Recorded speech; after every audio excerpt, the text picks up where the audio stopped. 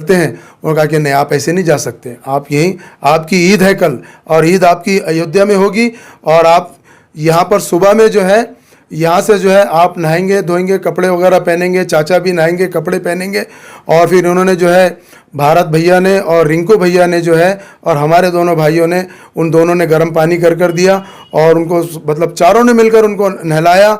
अगर इस मुल्क वो वहाँ से जहाँ से पूरी दुनिया के अंदर हालात बिगड़े हुए हैं, उस मकाम पर रिंकू भैया जैसा और भारत भैया जैसा शख्स मौजूद है, मैं तो अपनी मौत तक, अपनी आखिरी सांस तक इन लोगों का एहसान नहीं भुला सकता। मेरे पास तो भारत भैया और रिंकू भैया के लिए जो कोई अल्फाज नहीं है, इनका मैं तहे दिल से शुक्रिया अदा करता हूँ। हमारी अपील है औरंगाबाद अपडेट्स की पूरी टीम की कि ऐसे जब कहीं पर ऐसे माहौल बनाए जाते हैं तो हम ऐसी कोई भी उटपटांग चीजें जो है शेयर करने लगते हैं, ऐसी चीजें हम चलाने लगते हैं।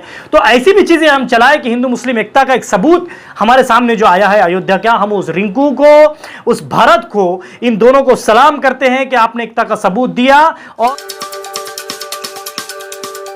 आप लोग देख रहे हैं औरंगाबाद अपडेट्स, मैं हूं अल्ताफ हुसैन। एक ऐसी चीज़ मैं आप लोगों के सामने लेकर आया हूं जिसको सुनकर, जिसको समझकर, जिसको ध्यान में लेकर हर हिंदुस्तानी का दिल भर आएगा।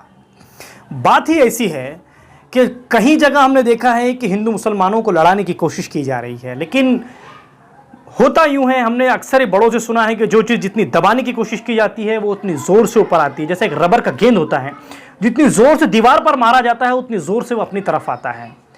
ऐसी मिसाल हिंदुस्तान ने दी है, ऐसी मिसाल हमारे सामने एक आई है अभी, जो हर एक हिंदुस्तानी, चाहे हिंदू हो, मुस्लिम हो, सिख हो, ईसाई हो, सबका दिल इमोशनल करने वाला सीन है। औरंगाबाद शहर के अंदर एक ऐसे चाचा, मुस्लिम चाचा, जिनका दिमागी तवाज़ुन हम कह सकते हैं बिगड़ने की वजह से, वो घर से निकल गए और पहुँचे ऐसी जगह जहाँ पर, जिसके नाम पर कई सालों से राजनीति होती है, अयोध्या पहुँचे अयोध्या। जब अयोध्या वो पहुंचे, वहां जाने के बाद में कई दिनों के बाद, 39 दिन घर से जब वो निकल गए, 39 दिन के बाद पता चला कि पहुंचे अयोध्या। और पहुंचे ऐसे शख्स के पास जिस शख्स का नाम था रिंकू। उस रिंकू ने वहां पर जब वो चाचा पहुंचे, वो चाचा वहां पहुंचने के बाद में चाचा थक कर वहां बैठे, वहां पर तलाशने लगे अपने घर वालों को कि कहां है मेरे बच्चे, कहां है मेरा घर। उस वक्त वहां पर वो परेशान चाचा को देखा एक ऐसे नौजवान ने, एक ऐसे लड़के ने। उसने देखकर ये उनसे पूछा कि आप कहां से आए हैं। उन्होंने कहा कि मुझे पता ही नहीं मैं कहां से आया हूं। दिमागी तवाज़ुन उनका ठीक नहीं था। वहां पर जब उससे पूछताछ की तो उसको पता चला कि चाचा जो है, उसने जो है उनके जेब से कुछ चिट्ठियां निकालने की कोशिश की, पूछा। वो कहने लगे कि मुझे मेरे घर जाना है, मेरे बच्चों को बुलाओ। बट जब वो रिंकू उनसे पूछने लगा कि आप कहां से आए हैं, आप कौन हैं, उनको कुछ भी पता नहीं था कि मैं कौन हूं, मैं कहां से आया हूं। अयोध्या के अंदर जब भी पहुंचे, वहां पर उनके जेब से कई साल पुरानी चिट्ठी निकली, उसमें उनके बच्चे का नंबर था। उस रिंकू ने, उस नौजवान ने उस नंबर पर फोन किया और फोन करने के बाद कहा कि आपके डैडी, आपके पिता, आपके वालिद क्या घर पर है। उनके घर का बच्चे ने उनके कहा, उनके लड़के ने कहा, रोने लगा बेताशा और कहने लगा कि मेरे वालिद 39 दिन से घर पर नहीं है, वो कहीं पर घर से निकल गए हैं, दिमागी तवाज़ुन उनका ठीक नहीं। तो रिंकू ने कहा कि आप फिक्र ना करें। उस नौजवान ने कहा कि आप फिक्र ना करें, आपके वालिद, आपके डैडी, आपके पिता मेरे पास है। जब इसने कहा कि मेरे पिता कहाँ हैं, तो उसने बड़े इत्मीनान से जवाब दिया कि वो अयोध्या में इस वक्त मौजूद हैं। जिस अयोध्या के नाम पर, जिस मस्जिद मंदिर के नाम पर लड़ाया जा रहा है हिंदू मुस्लिम के नाम पर, वहां पर एक मिसाल रिंकू ने कायम की है। हम सल्यूट करते हैं उस नौजवान, उस रिंकू को। अब जिनके वालिद वहां पहुंचे, जिनके पिताजी वहां पर पहुंचे, वो शख्स हमारे साथ मौजूद है। हम इनसे जानने की कोशिश करते हैं कि वो रिंकू के बारे में क्या कहते हैं, वहां जाने के बाद में क्या हुआ। इनसे मैंने थोड़ी देर पहले बात की तो पता चला, इन्होंने कहा कि वो जो रिंकू जो लड़का था, वो लड़का ये कहने लगा कि मेरे पिताजी इस दुनिया में नहीं है, तो मैं उनको अपना पिता बनाकर यहां पर रख लेता हूं। देखिए, आज भी हिंदू मुस्लिम की एकता कायम है। उनसे बात करते हैं। सर, सबसे पहले तो बड़ी इमोशनल ये बात है कि आपके वालिद वहाँ 39 दिन में वहाँ पर पहुँचे, अयोध्या पहुँच गए। आपको जब फर्स्ट टाइम फ़ोन आया, उस वक्त आपकी हालत क्या थी? जिस वक्त मुझे फ़ोन आया, मैं उस वक्त जो है सो रहा था। मुझे जैसी फ़ोन आया, मैंने फ़ोन कॉल लिया, तो मैंने बात किया। तो मैंने कहा कि भाई आप कौन बोल रहे? तो कहा कि मैं अयोध्या से रिंकू बोल रहा हूँ। वैसे उनका असल नाम जो है दुर्गेश सिंह है और उनकी उर्फियत जो है, उनका सरनेम रिंकू है। तो कहा कि मैं रिंकू कह रहा हूँ। तो मैंने कहा कि भाई बोलिए। तो कहा कि ये एक चाचा है यहाँ पर मुझे मिले हैं और वो चाचा ने ये नंबर दिया है। तो चाचा जब उन्होंने कहा तो मुझे उसी वक्त ऐसे लगा कि शायद मेरे वालिद हैं। तो मैंने उसी वक्त जो है मैंने कहा कि मेरी बात करा दीजिए। तो उन्होंने जो है फ़ौरन मुझसे जो है मेरे वालिद से बात करा दी। जैसे मैंने बात किया तो वालिद साहब कहने लगे, मैंने कहा कि हेलो। तो उन्होंने कहा हेलो। मैं बोला अब्बा मैं आपका लड़का रफ़ीक बोल रहा हूँ। कौन बोल रहे? वो मुझे पहचाने भी नहीं। मैं कहा कि मैं रफ़ीक बोल रहा हूँ। कहा कि अच्छा अच्छा बोलो बेटा बोले। मतलब अब्बा आप कहाँ हैं? कहा कि मैं तो बेटा यहीं पर हूँ। तो मैं बोला यहीं पर बेटा आप आ रहे हो बोले अभी? मैं बोला हाँ अब मैं पहुँच रहा हूँ शाम तक। फिर मैंने कहा कि भाई रिंकू भैया को फ़ोन दो। रिंकू भैया ने फिर फ़ोन लिया और फिर मैं बिल्कुल रोने लग गया। इतना रोया कि मैं बतला नहीं सकता। तो रिंकू भाई उस वक्त मुझे कहने लगे, भैया आप रो नहीं और आप एक पैसे की फ़िक्र ना करें। ये आपके पिताजी नहीं है बल्कि ये मेरे पिताजी है और आप सिर्फ यहाँ आने की तैयारी करें और आपको जब भी मिलना है जैसे भी ले जाना है, आप 2 दिन में आए, 4 दिन में आए, 1 हफ्ते में आए, अब ये मेरे पिताजी, अब इनकी जिम्मेदारी मेरी जिम्मेदारी है। तो मैंने कहा कि नहीं भैया हम लोग तो 39 दिन से परेशान थे। मैंने कहा नहीं भैया मैं तो बस अभी पहुंचना चाह रहा हूं। और फिर हमने ऐसे तैसे जो है फ़ौरन कंफर्म किया। तो हमको एक ट्रेन सचखंड जो है झांसी तक, फिर वहां से जो है लखनऊ से फैज़ाबाद से फिर अयोध्या पहुंचे। 2 भाई को मैंने यहाँ से रवाना किया। मेरी हालत थोड़ी नरम गरम थी तबीयत के एतबार से। भाइयों ने कहा कि भैया आप घर पे रुके हम जाते हैं। मैं लगातार मुसलसिल फ़ोन पर इनसे कांटेक्ट करता रहा, रिंकू भाई और एक भारत भाई। रिंकू भाई को जो है वालिद साहब जो है सिटी में मार्केट में मुलाकात हुई।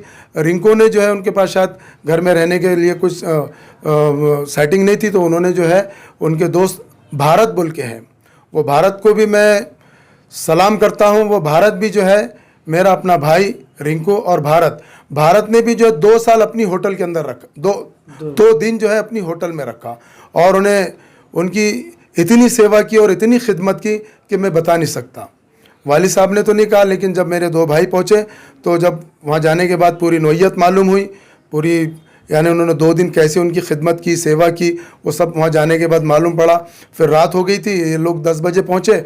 सुबह ईद थी, 3 तारीख थी। सुबह में ये लोग हमारे दोनों भाई जो है थोड़ा सा उजलत करने लगे, गड़बड़ करने लगे कि हम अभी रात की कोई ना कोई गाड़ी से निकल चलते हैं। उन्होंने कहा कि नहीं आप ऐसे नहीं जा सकते, आप यहीं, आपकी ईद है कल और ईद आपकी अयोध्या में होगी और आप यहाँ पर सुबह में जो है यहाँ से जो है आप नहाएंगे धोएंगे, कपड़े वगैरह पहनेंगे, चाचा भी नहाएंगे कपड़े पहनेंगे।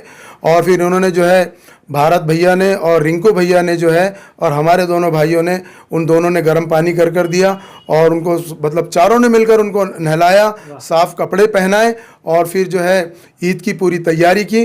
और 10 बजे इनको नाश्ता वगैरह करवा कर जो है बस स्टैंड वहाँ से कुछ 2 किलोमीटर की दूरी पर है, 2 किलोमीटर इन्होंने जो है अपनी गाड़ी में ले जाकर उनको पहुँचाए और मुझसे मुसलसिल फ़ोन पर बात करते रहे। और फिर कहा कि भैया हम तो नहीं चाह रहे थे पिताजी को यहाँ से लौटाना, हम चाह रहे थे कम से कम 1 हफ्ता 10 दिन आप भी रहते, आप पिताजी भी रहते, हमें बड़ा अच्छा लगा। लेकिन हम भी बेचैन थे, पूरी फैमिली बेचैन थी। इसके लिए जो है हमने भी जो है या थोड़ी उनकी बात को नहीं मानते हुए जो है हमने यहाँ की पूरी प्रॉब्लम बतलाई उनको और फिर यहाँ पर हम उनको लेकर आए। रिंकू को और भारत को क्या मैसेज देंगे या पूरे हिंदुस्तान के लोगों को? मैं तो बस ये कहूँगा कि आज भी हिंदुस्तान के अंदर जिस मकाम से, जिस इलाके से आज पूरी दुनिया में इंसानियत में जहर घोला जा रहा है और जितने भी हालात पैदा किए जा रहे हैं सियासी तौर पर जो भी है, मैं तो ये कहूँगा कि मालिक उनको भी समझ दे। आज के मौजूदा ज़माने में, आज के दौर में जहाँ से हिंदुस्तान, जो हमारा मुल्क, जो हमारा हिंदुस्तान भारत हम जिसे कहते हैं, हम जहाँ के नागरिक हैं, अगर इस मुल्क वो वहाँ से जहाँ से पूरी दुनिया के अंदर हालात बिगड़े हुए हैं, उस मकाम पर रिंकू भैया जैसा और भारत भैया जैसा शख्स मौजूद है, मैं तो अपनी मौत तक, अपनी आखिरी सांस तक इन लोगों का एहसान नहीं भुला सकता। इन लोगों का एहसान मैं कभी नहीं भूल सकता। इन्होंने मुझ पर, मेरी फैमिली पर, मुझे पता है 39 दिन से मैं, मेरी फैमिली, मेरे घर के सारे लोग, मेरे शहर के, मेरे ख़ानदान के लोग जो परेशान और जो टेंशन में थे, और ख़ुसूसन हम लोग जो हम अपने वालिद की वजह से, हमको पता है कि वालिद किसे कहते हैं, बाप किसे कहते हैं। हमको जब समझ आया और हमारी जो हालत थी, हमारे घर के कई लोग डिप्रेशन में चले गए, लेकिन इसके बावजूद जब हमको ये खबर आई, और हम तो, मेरे पास तो भारत भैया और रिंकू भैया के लिए जो कोई अल्फाज नहीं है, इनका मैं तहे दिल से शुक्रिया अदा करता हूँ। चलिए, ये थे उनके लड़के जो चाचा वहां पर मिले अयोध्या के अंदर। फिर औरंगाबाद अपडेट्स की टीम आपसे ये अपील कर रही है कि हिंदुस्तान में ऐसे लोग आज मौजूद हैं, इंडिया में हमारे, जो एकता का सबूत देते हैं।